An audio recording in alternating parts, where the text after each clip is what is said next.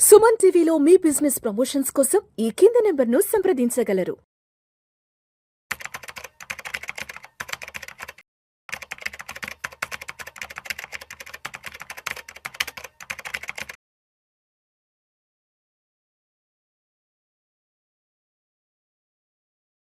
రామచంద్రమూర్తి గారు నమస్తే సార్. నమస్తే విష్ణు గారు. Welcome to Vishnu talks and welcome to Suman TV. Thank you అండి.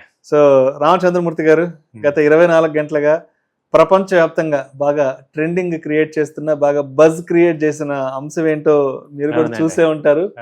భారత ప్రధాని నరేంద్ర మోడీ ఇటలీ ప్రధాని మెలోనీకి మెలోడీ చాక్లెట్స్ ఇచ్చారు. సరే, మోడీ గారు ఇచ్చారని చెప్పి ఆవిడ కూడా దాన్ని చాలా సర్ప్రైజ్ గా ఫీల్ అయ్యి సరదాగా తీసుకొని ఒక చిన్న వీడియో క్రియేట్ చేసి సోషల్ మీడియాలో పోస్ట్ చేశారు. ప్రధానమంత్రి నరేంద్ర మోదీ గారు నాకు మెలోడీ టాఫీస్ చాక్లెట్స్ ఇచ్చారంటే కూడా ఆవిడ ఆనందం వ్యక్తపడుతూ ఆవిడ సంతోషాన్ని చేసి వీడియో పెట్టారు. దీని దెబ్బతో ఏమైందంటే ఆ పార్లే బ్రాండ్కి సంబంధించిన ఆ స్టాక్స్లో ఇన్వెస్ట్ చేయాలంటూ జనాలు అంటే ఓవర్ ఎక్సైట్మెంట్ వెళ్ళిపోయి విపరీతంగా ఇన్వెస్ట్ చేశారంట.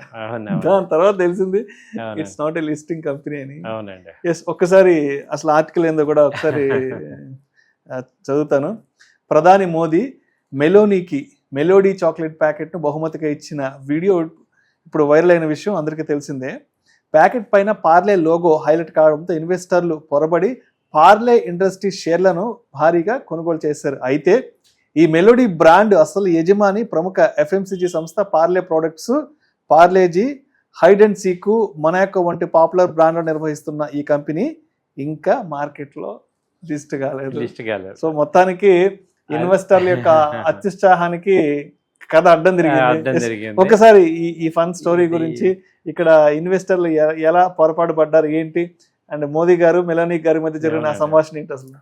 ఇందులో మనం యాక్చువల్గా అర్థం చేసుకోవాల్సింది ఏంటంటే, అసలు రీటైల్ క్లయింట్స్ ఒక హెర్డ్ మెంటాలిటీ ఎలా ఉందనేది ఇక్కడ చిన్నగా అర్థమవుతుంది. అసలు ఇప్పుడు ఆ కంపెనీ ఏంటి, అది అసలు లిస్టింగే కాలేదు. ఆ కంపెనీ పార్లే అని కనపడింది, కొట్టేస్తున్నారు. అంటే మనం ఎలా అయిపోతున్నాం అంటే, ఈ ఇన్వెస్టర్లో కూడా అందరం ఎడ్యుకేటెడే, కానీ ఆ మొమెంటమ్ ఆ టైంలో ఫియర్ కానీ గ్రీడ్ కానీ ఎలా మన మైండ్ని రాంగ్ డైరెక్షన్కి వెళ్తుంది అంటే ఒక నిజంగా ఎగ్జాంపుల్ ఇది.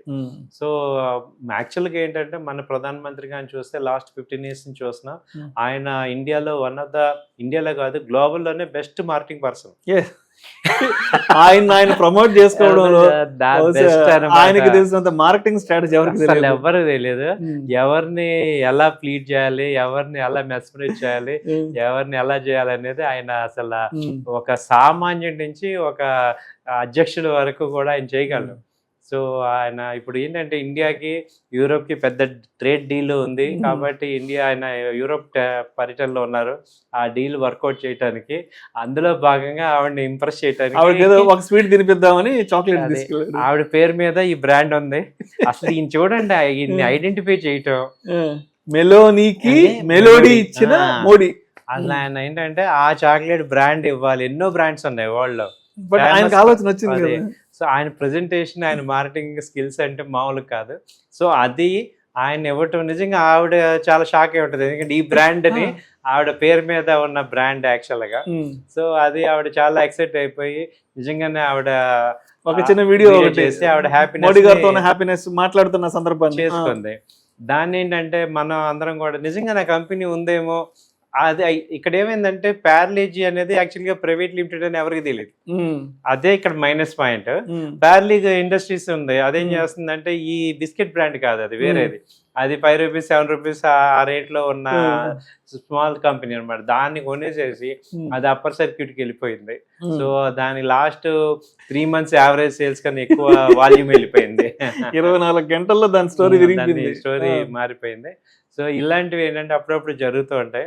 సో నిజంగా పని అనాలా, లేకపోతే రీటైల్ క్లయింట్స్ పాయింట్ ఆఫ్ వ్యూలో చూస్తే వాళ్ళు కూడా అంటే ఏదైనా అందరం వాళ్ళ ఇండియాలో ఏమైనా ఏదైనా ఒక మొమెంటం జరిగిందంటే ఆ స్టాక్ కొనటం అనేది కామన్ అయిపోయింది. కాబట్టి ఇది కూడా కొందాము అని అనుకున్నారు. కాకపోతే పార్లేజీ ప్రైవేట్ లిమిటెడ్, అది ఇంకా లిమిటెడ్ అవ్వలేదు అనేది ఎవరికి తెలియదు. సో దాంతో ఇప్పుడు నెక్స్ట్ వాళ్ళు కొనుక్కొని ఇరుక్కున్నారు. ఇలాంటి కంపెనీలు ఏంటంటే ఇల్లిక్విడ్ అవుతుంటాయి ఒక్కోసారి.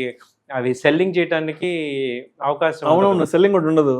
అదొకటి మళ్ళీ రిస్క్ బయటికి రావటం అంత ఈజీ కాదు. సో కాబట్టి ఏంటంటే మనం దీని నుంచి నేర్చుకోవాల్సింది ఏంటంటే బిఫోర్ మనం ఇన్వెస్ట్ చేసే ముందు జస్ట్ 1 మినిట్ మనం ఒకసారి ఆలోచించాలి, కనీసం చిన్న గూగుల్ సెర్చ్ చేసుకోవాలి 10 నిమిషాలు. ఒక 10 నిమిషాలు చేసుకుంటే, ఎందుకంటే అమౌంట్స్ మనం అంత క్యాజువల్గా పెడుతున్నాం. ఆ హెర్డ్ మైండ్ సెట్ని కొంచెం మనం కంట్రోల్ చేసుకోవాలి. సెల్ఫ్ డిసిప్లిన్ చేసుకోవటం వల్ల మనకి బెనిఫిట్. అసలు యాక్చువల్గా ఇది ఆవిడని ఏదో ప్లీజ్ చేయడానికి ఇస్తే ఇది మనం ఎలా రియాక్ట్ అవుతున్నాం అనేది వెరైటీగా ఉంటుంది. సో ఆ కంపెనీ ఓనర్కి చాలా హ్యాపీ యాక్చువల్గా. బెనిఫిట్ అయింది ఎవరంటే ఆ బ్రాండ్ ఇంటర్నేషనల్ ప్రెజెన్స్ లోకి వెళ్ళిపోయింది. రెండు దేశాల ప్రధానుల చేతిలోకి వెళ్ళిపోయింది స్వయం ఆ బ్రాండ్ అనేది. బ్రాండ్ వెళ్ళిపోయింది. సో ఇంటర్నేషనల్ బ్రాండ్ లాగా వెళ్ళిపోయింది. మేబీ ఇప్పుడు పార్లీ కూడా లిస్టింగ్ రావచ్చేమో. లిస్టింగ్ రావచ్చు. సో ఇదేంటంటే మన ప్రధాని గారి గిమ్మిక్స్ ఎలా ఉంటాయా ఏంటి అని ఇంప్రెస్ చేసే విధానం అనేది అర్థమవుతుంది. Right sir. Thank you so much Ramachandramurthy garu. Thank you అండి.